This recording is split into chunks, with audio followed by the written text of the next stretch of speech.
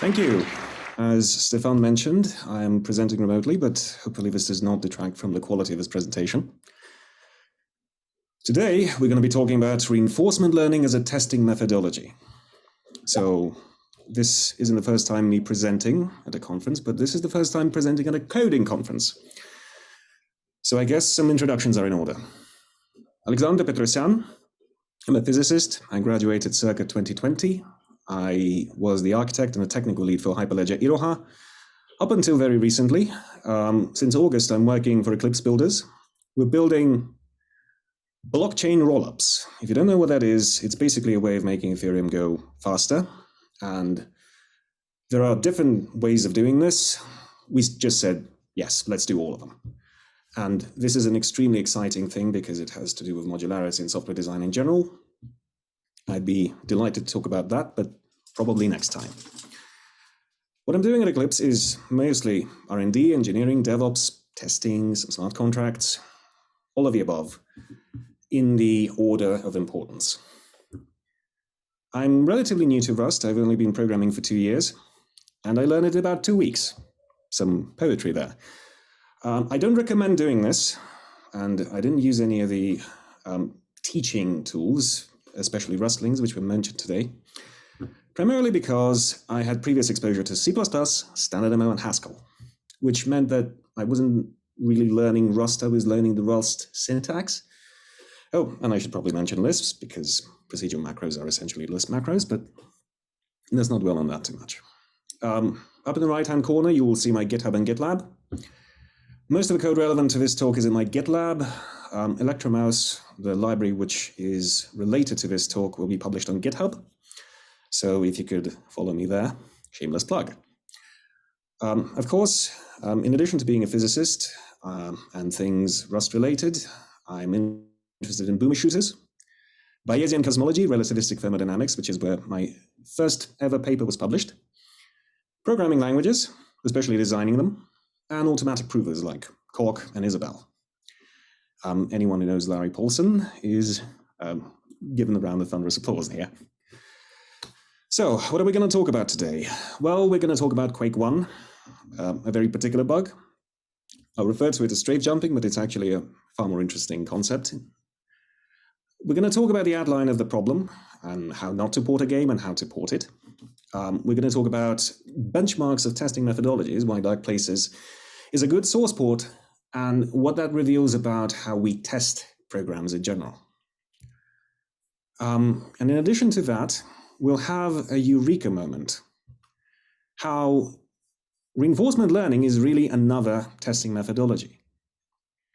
After that, given that the recording was actually far longer than half an hour, I'll be skipping over a few details. So if you have any questions and if you found something on the slides which is of particular interest to you, especially as pertains to the Electromouse library, please ask me after the talk. I'll be available. Firstly, what is Quake for the uninitiated?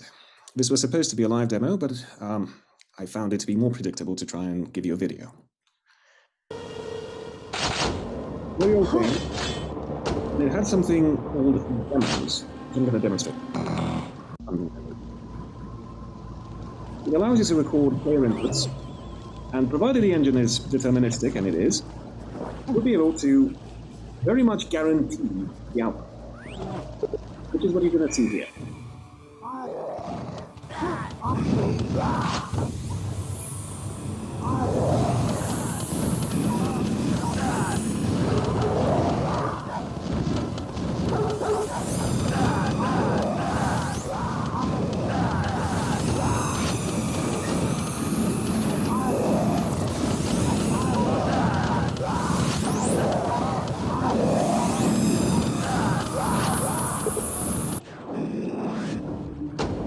Okay, so what was that? Well, it's a game that was released in 1991, which has a very passionate community dedicated to speedrunning. And what I was just showing you here was Quake Done Quick, one of the earliest speedruns. And one of the first, which was extensively relying on things broken in the physics engine to actually make it quick. So, of course, this is played in my port of the Dark Places engine. It is in Rust, which is of relevance to EuroRust.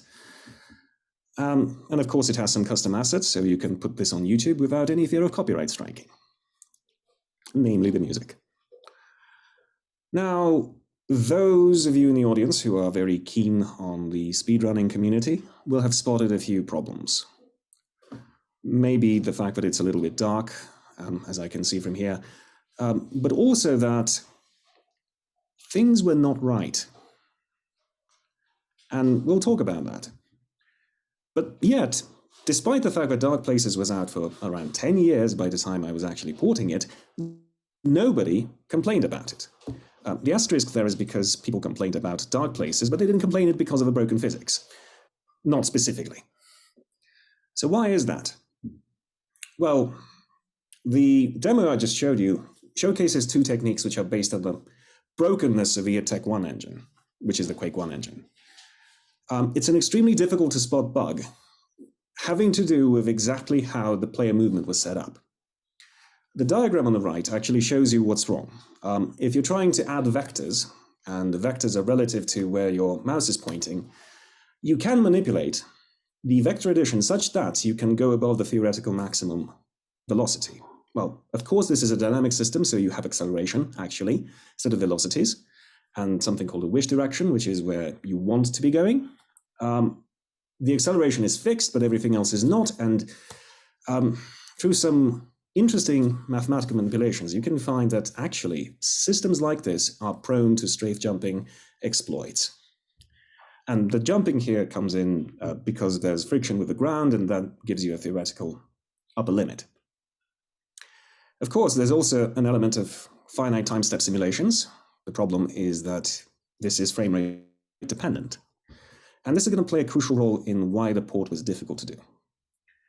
There's no telling when exactly this bug was discovered. Even the stock demo, the one which plays at the beginning of the game, which was recorded by id Software themselves, actually has instances of strafe arithmetic going wrong. But nobody really cared about it. It didn't seem to be a huge problem. And when it was discovered that you could actually accelerate yourself to twice the original speed limit, it was still left in. And even if you didn't have the velocity counter, it was extremely difficult to spot. So why is that? Well, because it requires a lot of skill to actually produce. You have to aim at a precise point, and this wish to velocity angle is where you need to point your mouse. It's not easy to do, not at all. And sometimes if you get it wrong, you might actually be decelerating yourself as well. So this was a skill mechanic, and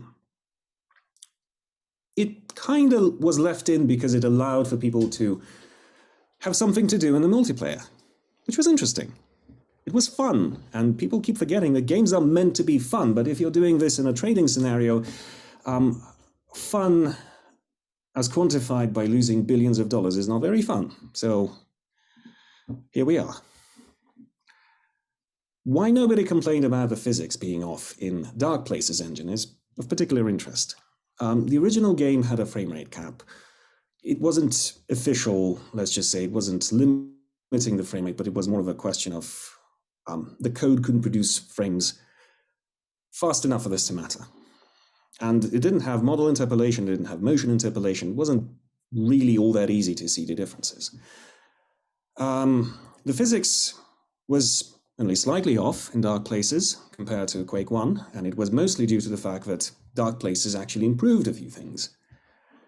And this is a theme. Improving things actually sometimes breaks behavior.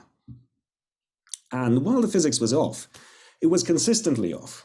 This is important because a human in a consistent environment can learn around problems.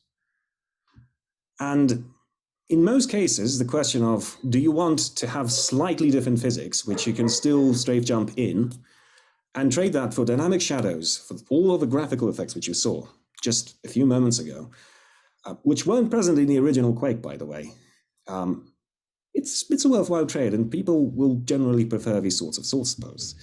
This is one of the main reasons why I chose to do a port of Dark Places as opposed to the Quake 1 engine source port, which would be a cleaner thing and it would have had a lot less code. Or Quake Spasm, which is considered one of the highest fidelity ports. Basically because I really wanted to see how far I could push an engine which was trying to do something different, but still feel similar enough.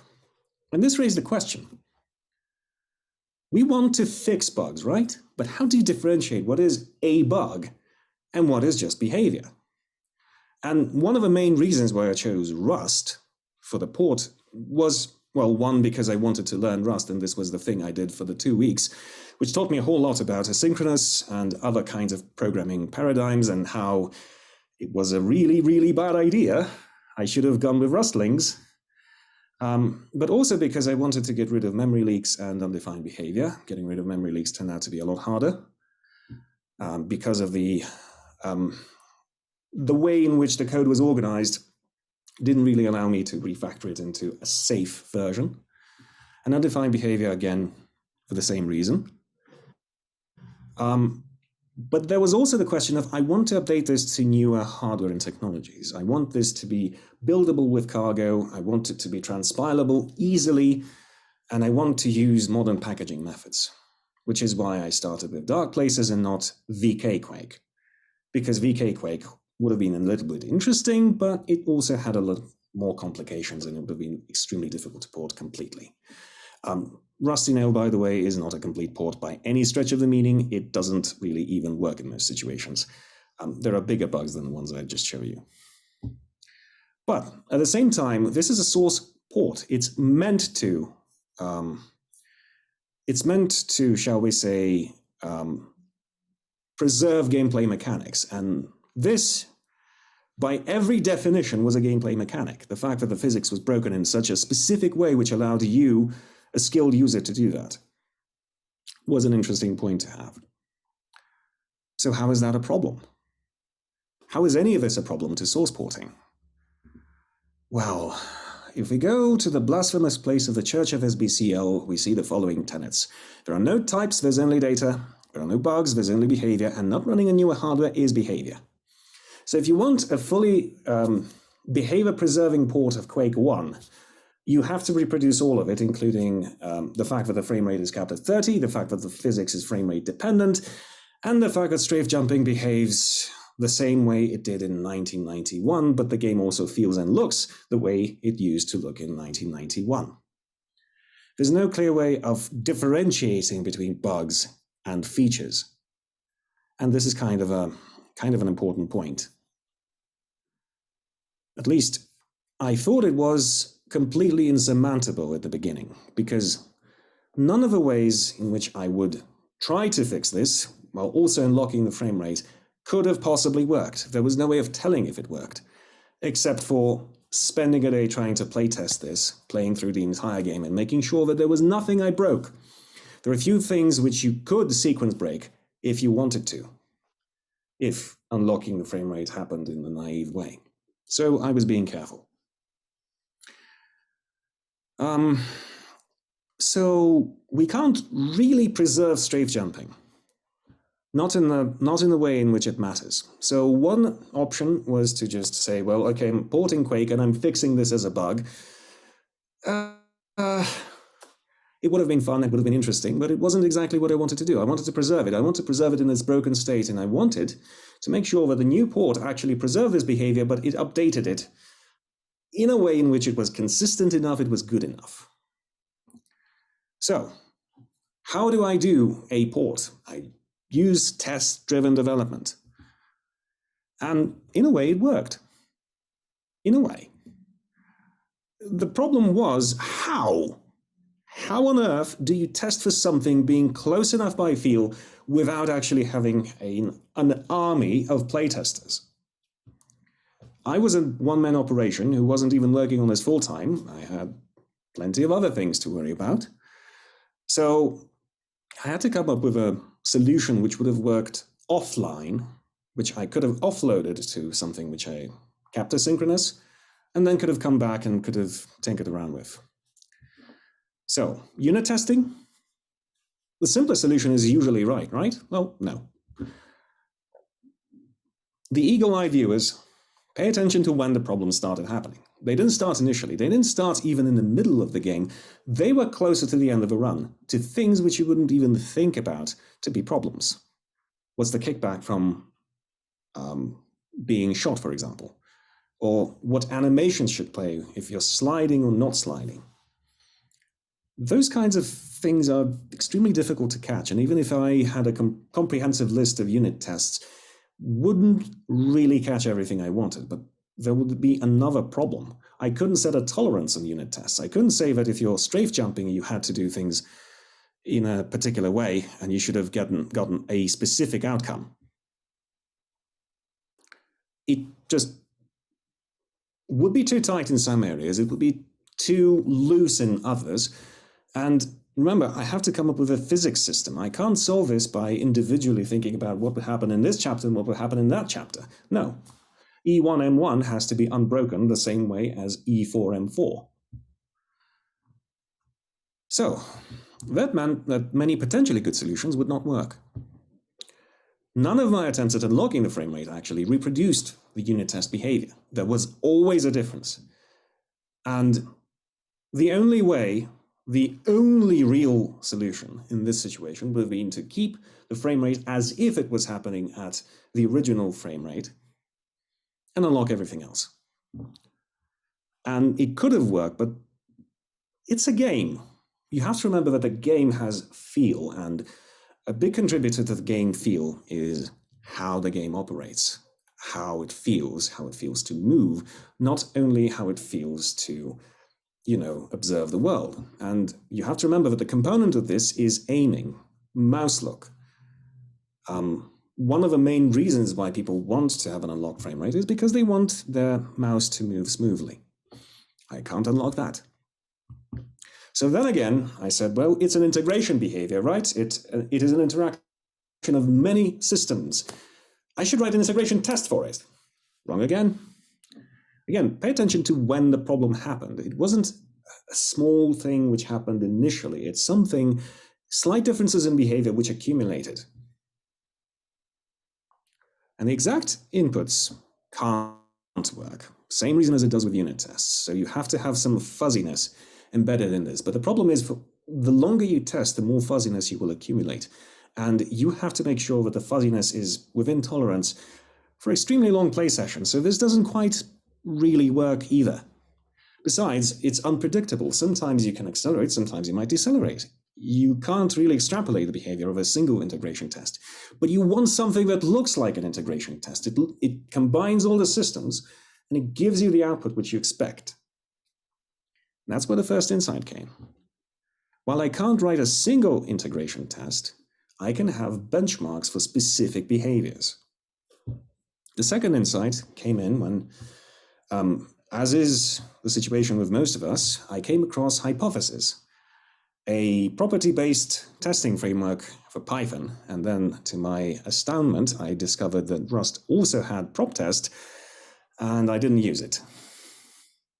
My initial approach was to use Python to translate the physics engine calls, and it was a long story. But just to give you an idea, how does it work? Well, you check all possible values, you find regressions, which you define in some way, you define properties which you're testing, and this catches counterexamples, things which don't behave the same way they should. And believe it or not, it didn't quite work out, because all possibilities is a lot of possibilities. Remember, when you're expanding your space, it grows exponentially with a number of possible inputs. You do have keyboard, which is on, off. That kind of eases the problem, but you can hold it for a different number of frames, and that is a factor in and of itself. But also you have the mouse, which is an extremely complex thing to take care of. And moreover, you're testing things which are completely nonsensical, things which a human would not even be capable of producing, at the same time as you're testing everything else. This was a sign that you need to use a little bit of machine learning. And this also came with another problem. There were many false negatives. Think about it. Can you alternate with frame-perfect precision the strafe buttons 30 times a second. Well, I suppose you can if you're a concert pianist, but what are you doing Quake then? Why aren't you playing Liszt or Bach? And why aren't you gathering all of that experience? Well, obviously we're dealing with humans. So checking all possible values and finding regressions is the right part, but the fuzziness, the way in which it is introduced in property-based testing is inherently random. You want it to be tame inherently random, which is basically shorthand for we want to have a Markov process, which should hint to you that we're talking about reinforcement learning at some point. We need a heuristic to reduce the inputs to those feasible by a human and discoverable by a human, starting from a reference implementation. This actually would guide you down the genetic algorithm, and that is something which I should have considered, but I haven't. And of course, we're going to set a tolerance on training time, because if it is in principle discoverable by a human, but it can be discovered by sheer random chance with an expectation time of 300 years, it's not really strafe jumping. It's not really preserving the mechanic. It's making it completely unreachable in such a way that it is problematic, to say the least. And if it's possible to learn something similar to strafe jumping, not that it is specifically like strafe jumping, but within these constraints, it is allowing you to move beyond the speed limit, let's call it a win. Because, let's face it, I wasn't modifying the physics system in crazy ways. Sure, I could be introducing other movement mechanics, but I could patch those out. And if it did happen, there's a good chance it was just strafe jumping. Good chance, not exactly the same thing. So, all of this kind of suggested to someone who has a background in physics and data science that reinforcement learning is something I should at least look into. So, what is reinforcement learning to the uninitiated? Well, it's like training a dog. You give it a reward every time it does what you want, and you take away a reward every time it does something which is not what you want. And there are different ways of approaching this. There are different Markov decisions, there are different statistical methods to find the optimal strategy that doesn't actually explore the entire space of all possible inputs, but at least some of them. As I said, genetic algorithms are another way of approaching this. It's not the same as reinforcement learning, but it's kind of similar. But the basic idea is you get a reward function and you find something, a policy, which optimizes for that reward function. Gives you optimal or near optimal performance in this situation. You define what the inputs are, you define what the outputs are, in terms of the basically saying that the reward function is something which takes the inputs, does the simulation, gives you a number, and you optimize that number to be as high as possible. The rest is just mathematics. And that mathematics actually involves extracting the physics code, running a small simulation of a straight line strafe jump, and making sure that you can hit certain milestones. So as you can probably understand, a lot of the logic of how this is supposed to happen happens in defining what the inputs are and what the function does inside. You also, for all numerical algorithms, have to provide an initial guess. And, well, there are ways of having an initial guess, especially if what we're trying to do is find regressions between what dark places did and what my source engine port was doing. Well, basically you would find the optimal strategy for dark places and you would plug it in as an initial guess for the other one, and you'll see how long it takes to figure out. And that also gives you an idea of how easy it is to train someone to actually be efficient at it. So, finally, if you have this, you could prepare different kinds of, I call them quasi-integration tests, because they don't really do much of integration. They just take the physics engine and they run it, and they reduce it to a single reward function. But there are certain pivotal points where physics being significantly different, would significantly alter how you would be able to perform certain jumps. And extract those out, model them, give criteria like precision, distance, speed over the speed limit, and reward for those. So what can we do? Well, just a case in point, one of the integration tests was just a straight line, straight jump. So the reward, of course, is how fast can you go? It doesn't matter which direction you're going in, just how fast can you go? You can code up the jump button, the strafe, directions, mouse rotation actions. You can make them be precise or less precise, add an element of stochasticity. In principle, this would have to be averaged out over several runs so that it is fair, in which case you can use some statistical methods not to run the entire simulation all the time. You can just look at the outputs and you can heuristically update them. I made use of that. And there's also the question of, I'm giving you more and less precise movements. Humans are capable of frame-perfect inputs, but they're not capable of frame-perfect inputs all the time. So let's make sure that a reward function doesn't actually reward you for using extremely precise movements the same way it does for extremely loose ones. I mentioned relativistic thermodynamics. Physicists in the audience will recognize what it means to say a Boltzmann factor. And if not, well, machine learning specialists know what a temperature is. And if that isn't the case, well, basically I'm taking an exponent. I'm taking the negative of whatever quantity I want. I divide it by something else, which I call the temperature. I tweak the temperature and make sure that the probability, or rather the reward, if you're using a more precise thing, which is quantified by that number in the top of the exponent, is less than for something which is less precise. And that's it. Now, for the reinforcement learning, I used RUREL, and I established a maximum speed achieved on a fixed length track, which turned out to be corroborated by a few other sources.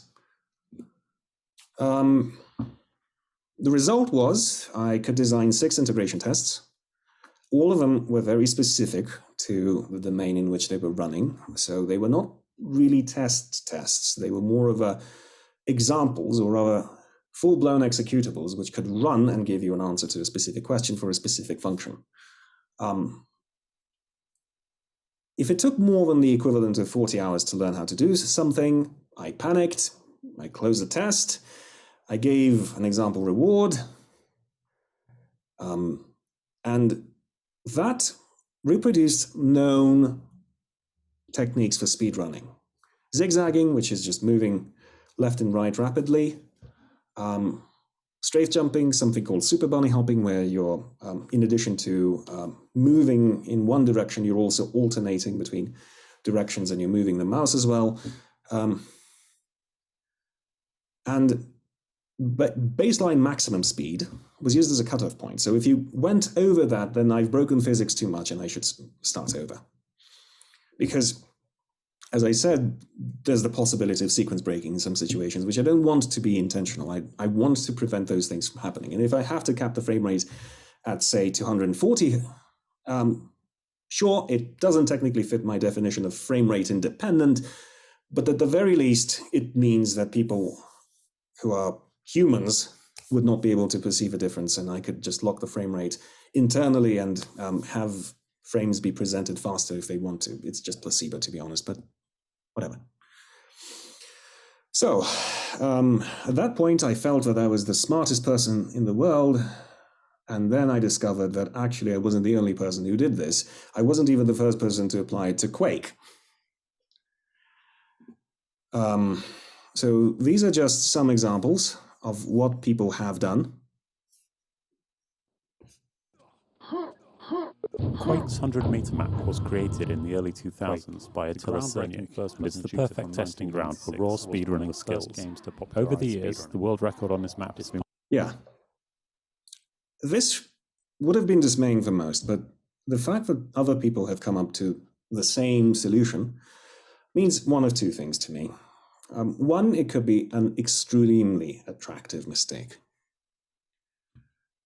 another option is that we're really onto something, and this is a worthwhile way of exploring the impossibility of solving the halting problem, let's just say. Enter ElectroMouse.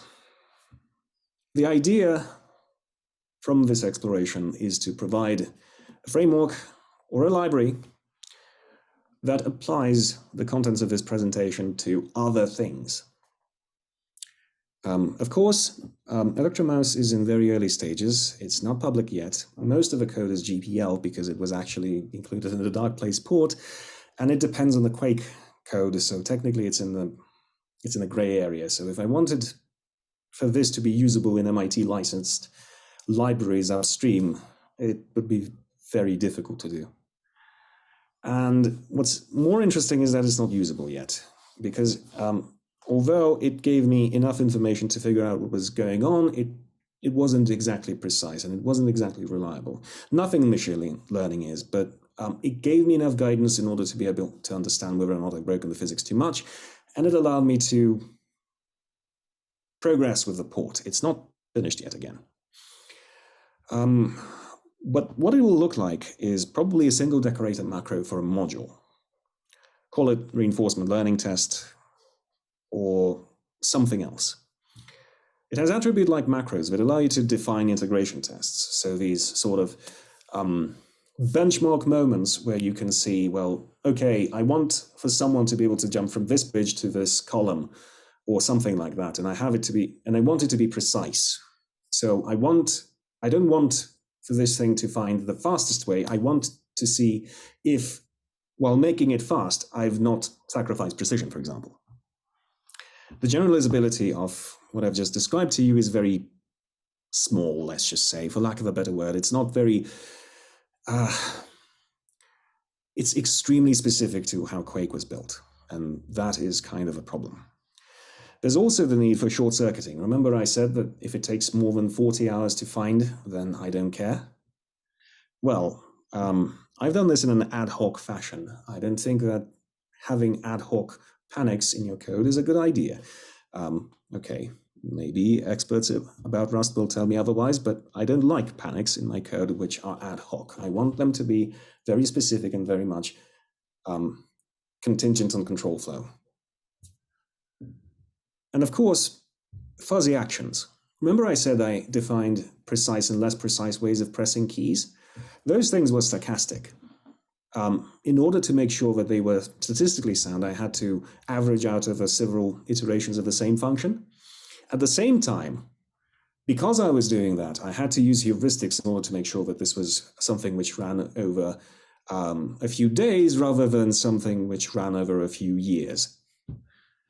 Remember, the whole point was I don't want to spend years playtesting. The way of defining this was, again, very domain-specific. It relied on the fact that the physics was effectively a pure function.